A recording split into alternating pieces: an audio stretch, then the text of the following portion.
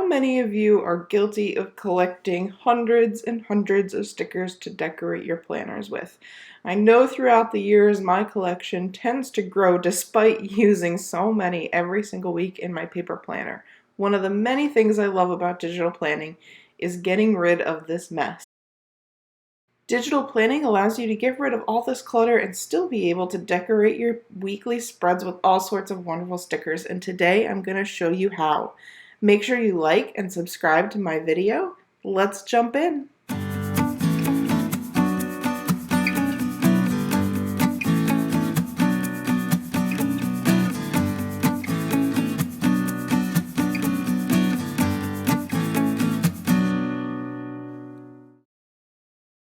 So I have pulled up my next week's spread. It is undecorated and a clean slate for us to work with. You'll notice that this spread is actually 1 page per day, which is slightly different than other videos I've shown you. And I just wanted you to see that there are tons of layouts that are possible once you start your digital planning. So in my camera roll, you'll see I already have a PNG file saved, and as I tap it you notice the background changes, and this is just to show you that the background of the PNG actually is transparent, so I'm going to be able to cut out the stickers and not have any white showing. And I'll also show you how to do it with a PDF where you might have a little bit of white showing, but there's ways around that as well. So let's pop into my planner and start decorating. There are many ways to do this. The first is to simply click the camera button at the top of the screen, pull up the picture that's already in your camera roll, and you'll see the entire sheet of stickers is on your planner. As you move it around, you can see the transparent background because you can see the layout behind it. Now to isolate a sticker, I simply want to click, hit crop, and then move the square around whichever sticker I want. When I'm done, I select done, and there's my sticker. At the bottom, there's a little arrow thing that allows you to change the size, rotate it. You can click on it, move it wherever you want it to, adjust it so it's just right for the layout that you're creating. Now sometimes it is a little harder to get stickers that are in the middle of the page, so I want to teach you a neat little trick I discovered. So let's say I want this yellow banner, which is in the middle. It's very small, it's going to be hard to get a rectangle directly around that. So what I do is I start with approximation. I get it close but not perfect, and you'll see I've got a lot of the other stickers in here, but now when I hit crop, it's much easier to isolate that single yellow flag because it is so much bigger. So it's simply cropping it twice. I can pull just that little yellow banner sticker. So if I don't like where the sticker is, I simply grab this little lasso tool. It looks like a dotted line in a loop. Draw a circle around the sticker, and again, if you notice, I just kind of loosely grab the sticker. Because it is a sticker all attached, you don't have to perfectly lasso the whole thing. You can draw on top of your stickers, just like an actual paper planner. Another thing I want to show you is there's a different way to crop it. So if I pull in a picture like before, tap on the top. Alright, so just like before, I'm going to hit crop. Down at the bottom, you'll notice I've been using rectangle, but there's also an option of freehand, which allows you to draw directly around the sticker you want in any shape you want. This can be very handy on stickers that are oddly shaped. This is also great if you don't have a transparent background because you're able to get much closer to the sticker. So let me show you what I mean. With this sticker set that I have, it's much harder to grab these stickers because they're not rectangles and square based. So let's say, for example, I want this little treadmill that says running is my therapy. You'll notice if I go back to that rectangle, it's very hard to just get the treadmill sticker without getting pieces of these other two stickers in it. Instead, if I grab that freehand, I'm able to outline just around, and you'll notice I do it very loosely. And of course I've got other stickers in here, but now it's much easier to see when I crop it again. So I'll do a second crop to get closer to the treadmill, hit done, and then I have my sticker. So I just walked you through kind of the easiest way, which is pulling it directly from your camera roll by clicking on that little camera up top. However, there are some other ways that people will use to pull in their stickers, and I just want you to see them so you can figure out which is best for you. The first is, if you don't know, the iPad has a little shortcut where you're able to drag the icon on top of the screen just like this. So it's kind of an app on top of another app. So with this, you can pull up those stickers that are already saved on your planner. So here's another set that I have. I click on the little arrow at the bottom, hit copy photo, and then press and hold and hit paste. And so then I'm able to do just like I did before. I can crop and pull out any sticker I want. So that's another way you can pull a picture directly on from your camera roll.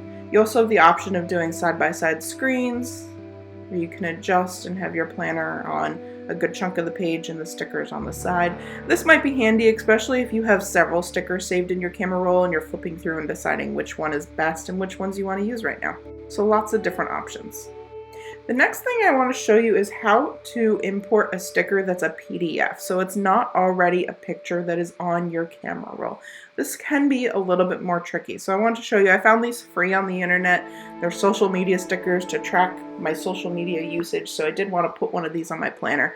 But right now it is a PDF, so I'm going to have to go through a little bit different of a process. Alright, so to pull a sticker in from a PDF, you're going to start by clicking on the little arrow in the box at the bottom, and then what you need to do is open the PDF in Goodnotes. So across the top it doesn't immediately appear, so I'll have to click on the three dots. Scroll down until I find Goodnotes, and then I'll open a copy in Goodnotes. So in this case it's going to ask me to import in a current document or a new document. You do not want it to be in your current document because that's going to get rid of all the cute little planner pages you have set up. So instead, I like to import it into a new document. And when you do that, you'll see it pops up in a new tab up top. So I have my planner on one tab and my PDF in another. And if I go back to my main page with all my planners, you can see the PDF is its own document. So now that I have it on here, I'm going to be able to pull a sticker right from it. So I'm going to grab that lasso tool that I showed you before, and you're going to outline the sticker. Now you're going to see this does not need to be perfect at this point. You just want to loosely make sure the entire sticker that you want is in the outline. Then tap and hit take screenshot. From here, you're going to hit save image. You're going to go back to your planner, and you're going to go through the same process as before. Click your camera, you'll see there's your sticker. And at this point you can hit crop, and you can really work to get rid of that white. And now I have a sticker pulled right from a PDF on the internet. Another great thing about stickers is you can use them over and over again. So if I lasso the sticker, I have some options up top, including resizing it again. I can take another screenshot, but I can also copy the sticker. And then I can press and hold anywhere on my iPad and put it back down again. So you can put the same sticker on multiple pages very easily. Unlike actual stickers, you don't have to buy new ones, you just keep using the same ones over and over again.